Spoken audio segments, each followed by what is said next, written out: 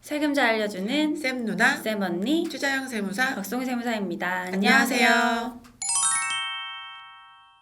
네, 벌써 11월 말이 다 돼가고 있고 올해도 한 달밖에 남지 않은 것 같은데요. 매년 이맘때면 아마 지난 2021년 우리 사업이 어떻게 잘 진행됐는지 확인도 하시고 점검도 하시고 또 2022년에는 어떻게 사업을 펼치실지 계획을 세우시는 시즌이실 것 같아요. 네, 아무래도 올해를 돌아보고 내년을 준비하고 될 텐데 사업에서 좀 가장 중요한 게 사실 인력이잖아요. 그렇죠. 직원들, 사실 음. 우리 직원분들이 일을 해주시는 거니까 제일 중요하죠. 네, 이런 인력의 계획도 미리 세우실 텐데 네. 특히 세법에서는 이런 일자리와 관련된 세제 혜택이 굉장히 많습니다. 네, 저희가 맨날 소개시켜드리는 세액공제 중에 가장 큰 세제 혜택이라고 봐도 과언이 아닌데 바로 고용중개 세액공제가 있죠. 네, 고용증대 세액공제 같은 경우에는 직전 연도랑 비교해서 이제 고용 인원이 증가하면 그 인원수당 뭐 700만 원, 1100만 원 이렇게 기업의 규모와 지역에 따라서 공제를 해주는 건데요. 네. 굉장히 이 혜택이 크잖아요. 네, 엄청 큽니다. 그래서 저희 고객들한테도 고용 인원을 늘리시면 세액공제가 크니 직원 채용을 하세요라고 많이 독려하는 편이기도 하고요. 이런 세제 혜택 말고도 일자리와 관련된 다른 세정 지원 혜택이 있어서 오늘은 그 얘기를 해보고자 합니다.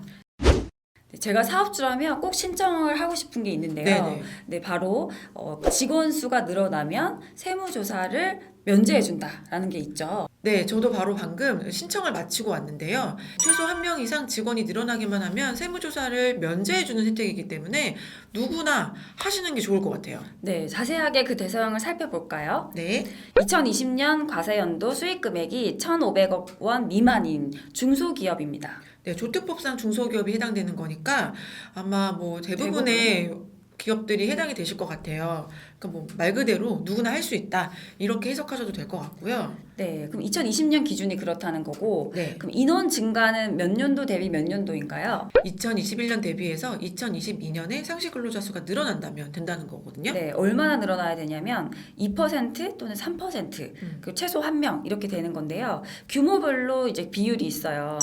네, 뭐 2020년 과세년도 수익 금액이 500억 미만일 경우엔 2%, 1,500억 미만일 경우에 3%인데 최소일 경우에 한 명 이상은 채용을 하셔야 돼요. 네, 그럼 예를 들어서 올해 직원이 이제 10명인 사업장이라고 하면 내년에 12명이 된다라고 하면 괜찮은 거네요. 근데 만약에 현재 실비 미만 사업장의 경우에는 내년에 무조건 한 명 이상이 늘어나야 된다는 거죠. 네, 그럼 구체적인 내용은 2020년, 네, 2020년 미리 이미 신고한 과세연도 법인세 및 소득세 정기세무조사 선정에서 제외한다라는 건데요. 네. 정기세무조사가 뭐죠? 정기세무조사는 사업을 하시는 경우에는 4년에 한 번씩 정기세무조사를 하게 되어 있거든요. 근데 여기에서 제외를 해주는 거니까 엄청 큰 혜택이긴 하죠. 네, 그럼 이 신청 방법이 까다로운가요? 절대 까다롭지 않아요. 네. 제가 한 10분 정도 걸린 것 같긴 해요. 왜냐면 항목을 좀 채워야 되기 때문에. 제출 방법은 인터넷으로도 가능하시고요. 아니면 서면을 작성하셔서 우편으로도 제출하실 수 있는데 기한은 11월 30일까지입니다. 놓치지 마시고 꼭 하셔야겠어요. 네, 구체적으로 홈택스에 로그인을 하시고 이제 사업자 아이디나 공인인증서로 로그인을 하신 다음에 신청 제출이라는 항목이 있어요. 이렇게 네. 누르시고 거기 신청 업무라는 메뉴가 또 있거든요. 거기 누른 다음에 일자리 창출 계획서 제출을 검색하거나 누르시면 이 양식이 뜨게 됩니다. 네, 그러면 아마 이미 여러분들의 사업자 내용 기본 정보는 들어가 있을 거고요. 추가적으로 입력하실 거는 2021년 현재 상시 근로자 수를 입력하시면 되거든요. 상시 근로자와 청년의 근로자, 그리고 2022년의 계획 이렇게 입력하시면 2%가 넘는지 한 명 이상이 되는지는 자동으로 계산이 됩니다. 그래서 신청하실 때 혹시 2%가 증가하지 않거나 한 명 이상 증가하지 않았다면 신청이 안 돼요. 그러니까 계획을 한번 넣어보시고 대상이 되겠다 하시면 신청을 진행하시면 될 것 같아요. 그럼 여기서 계속 이제 이 상시 근로자 수 말씀하셨는데 상시 근로자 수는 뭔가요? 상시 근로자란? 상시 근로자란 말 그대로 상시로 근로하고 있는 사람을 말하긴 하는데 1년 이상 근로를 하겠다고 약속한 사람들이고 저희가 그렇게 채용한 분들을 말하죠. 상시 근로자는 너무 당연하니까 단기 근로자가 뭔지 살펴봐야 될 것 같아요. 네, 단시간 근로자는 그야말로 시간을 짧게 일하는 네. 직원들이죠. 한 달에 근로 시간이 월 60시간이 넘는 근로자들은 여기 포함이 되고 대신 0.5명으로 카운트를 하고요. 60시간 미만인 사람들은 포함되지 않습니다. 네, 또 제외되는 분들도 있는데요. 뭐 임원분들이시거나 아니면 특수관계자분들이시거나 이렇게 가족관계 있으신 분들 이런 분들의 경우에는 상시근로 한다고 하시더라도 상시근로자에 포함되지 않으니까 유의하셔야 될 것 같아요. 네. 그리고 당연하게도 이제 4대 보험에 가입이 되어 있는 근로자여야 되고요. 이제 근로소득세를 내야 되는 당연히 그렇죠. 네, 누가 봐도 근로자로 등록되신 분들이 상시근로자에 포함된다 이렇게 생각하시면 간단하지 않을까 싶어요. 네.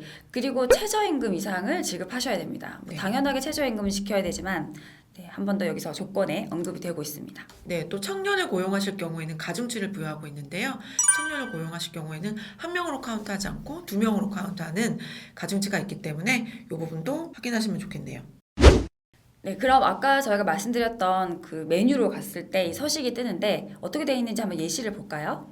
네, 우선 아까도 말씀드렸던 것처럼 아마 로그인을 하시면 기본적인 사업자 정보나 인적사항 등은 다 들어와 있을 거예요. 여기서 여러분들이 반드시 기입하셔야 될 것은 2024년도 신고 수익 금액은 별도로 기입을 하셔야 돼요. 네, 매출이 얼마인지 네네. 작성을 해야 되고요.